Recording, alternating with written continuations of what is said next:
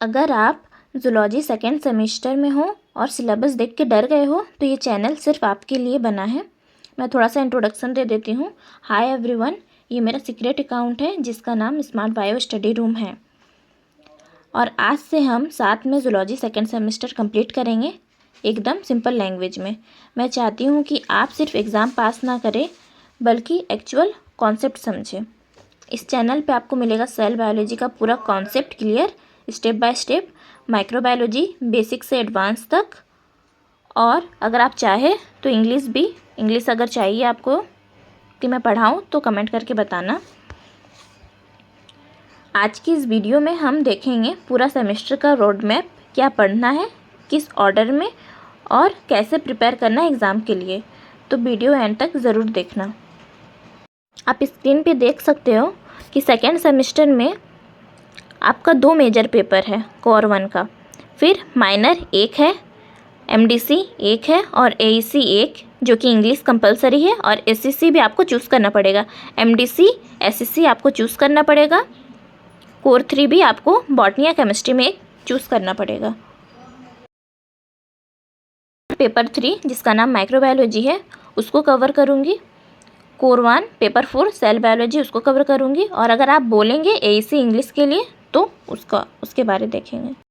First तो हम देख लिए कि सेकेंड सेम में क्या क्या पढ़ना है। सेकेंड चीज़ जो बहुत ज़्यादा इंपॉर्टेंट है वो है क्वेश्चन का स्ट्रक्चर। अगर आपको क्वेश्चन का स्ट्रक्चर नहीं पता होगा तो आप कभी भी अच्छे मार्क्स नहीं ला सकते हैं। जूलॉजी है तो जूलॉजी में प्रैक्टिकल होता है, तो प्रैक्टिकल जो सब्जेक्ट में प्रैक्टिकल है उसके लिए मिड सेम में 30 मार्क्स का आएगा। 10 mark theory, 10 marks practical, 20 attendance के लिए 5 मार्क्स है मैक्सिमम। अगर आपका अटेंडेंस 95% से ज़्यादा है तो 5 मार्क्स मिलेगा। 85 से 94 है तो 4 मार्क्स मिलेगा। 75 से 84 है तो 3 मार्क्स मिलेगा। सरप्राइज टेस्ट होगा जिसमें आपको 5 मार्क्स मिलेगा। टोटल हो गया 30।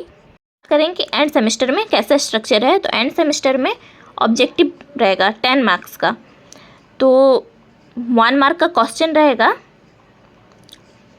10 क्वेश्चन। 1 मार्क 10 क्वेश्चन आएगा 1 मार्क का। वेरी शॉर्ट टाइप में आएगा। 2 मार्क का क्वेश्चन रहेगा, 9 क्वेश्चन अटेम्प्ट करना है। पार्ट 3 में शॉर्ट टाइप है, 5 मार्क्स फॉर 8 क्वेश्चन जिसमें 40 मार्क्स मिलेंगे। और लॉन्ग टाइप में 8 मार्क्स का क्वेश्चन रहेगा जिसमें 4 क्वेश्चन अटेम्प्ट करना है। इसमें मिलेगा 32, टोटल हो जाएगा 100 मार्क्स। अगर हम देखेंगे तो पार्ट 1 और पार्ट 2 कंपलसरी है, मतलब सारे क्वेश्चन को अटेम्प्ट करना ही करना है। लेकिन पार्ट 3 जो शॉर्ट टाइप है उसमें 10 क्वेश्चन का ऑप्शन रहेगा, आपको उसमें से 8 करना है। और लॉन्ग टाइप में 5 क्वेश्चन रहेंगे और उसमें से आपको 4 क्वेश्चन अटेम्प्ट करना है। ये है पूरा क्वेश्चन का स्ट्रक्चर जिसको समझना बहुत ज़्यादा ज़रूरी है।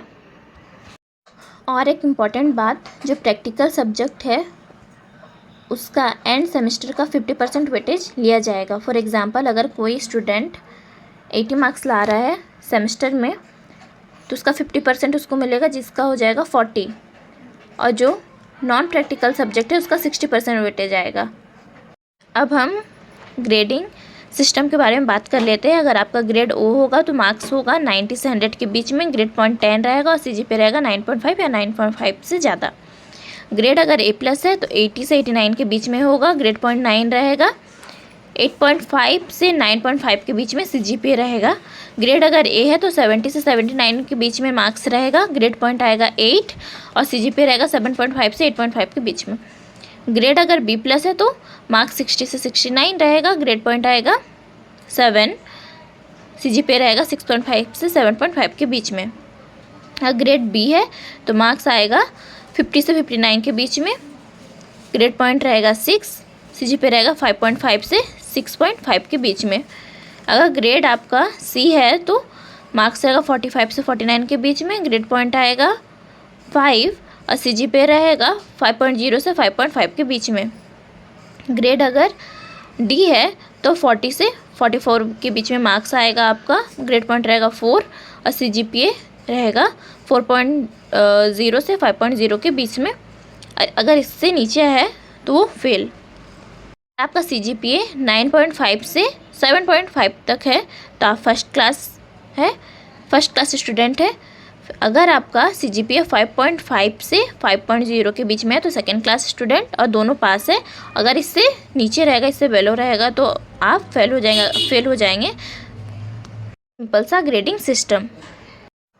अब हम बात करेंगे पेपर 3 माइक्रोबायोलॉजी के बारे में, जिसका यूनिट 1 है history and development of microbiology, unit 2 है microbial system of classification, unit 3 है isolation, culture and maintenance of micro organisms, unit 4 है विरियन एंड विरोइड्स।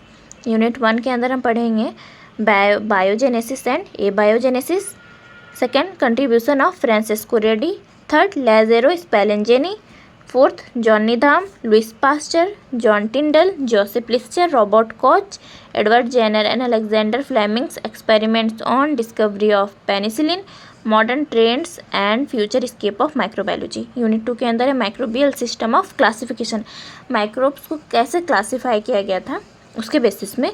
तो general features of Bergey's manual for classification of microbes, Whittaker's 5 kingdom concept, Carl Woese's 3 domain classification, Lynn Margulis theory of endosymbiotic theory, general features of archaea, structure, nutrition and reproduction, general features, pathogenicity of Mycoplasma, Rickettsia and spirochetes.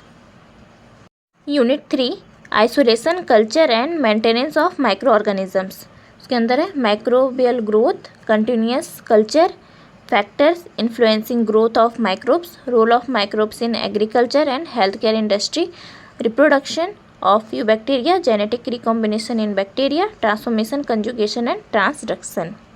Unit 4 है virion and viroids, general characteristics and classification of viruses, morphology, nature of viral transmission, bacteriophage, replication, oncoviruses and HIV, structure, transmission, pathogenicity and replication, microbial toxins, types, mode of actions and pathogenicity, exo and endotoxin। उसके अंदर पढ़ना है antibiotics and their mode of action, antiviral and vaccine. आज बस हम syllabus discussion करेंगे। कल microbiology का सिलेक्शन क्वेश्चन आएगा जो कि लॉन्ग और शॉर्ट दोनों रहेगा, जो कि एग्ज़ाम के लिए बहुत ज़्यादा इंपॉर्टेंट है, तो उसको मिस मत करना। अब हम पेपर 4 के बारे में बात करेंगे जो कि है सेल बायोलॉजी। इसके अंदर सेल के बारे में डिटेल्स पढ़ना है। यूनिट 1 है overview of cells and plasma membrane, उसके अंदर है prokaryotic and eukaryotic cells, virus, viroids, Mycoplasma, prions, various models of plasma membrane structure. यहाँ पर कुछ टॉपिक रिपीट है माइक्रोबायोलॉजी से।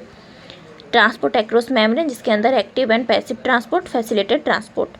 सेल जंक्शंस के अंदर है tight junctions, desmosomes and gap junctions. Unit 2 में है cytoskeleton and endo membrane system, structure and functions of microtubules, microfilaments and intermediate filaments, structure and functions of endoplasmic reticulum, Golgi apparatus and lysosome. Unit 3 है mitochondria and peroxisomes, mitochondria structure, semi autonomous nature, endosymbiotic hypothesis, mitochondrial respiratory chain, chemiosmotic hypothesis, peroxisomes.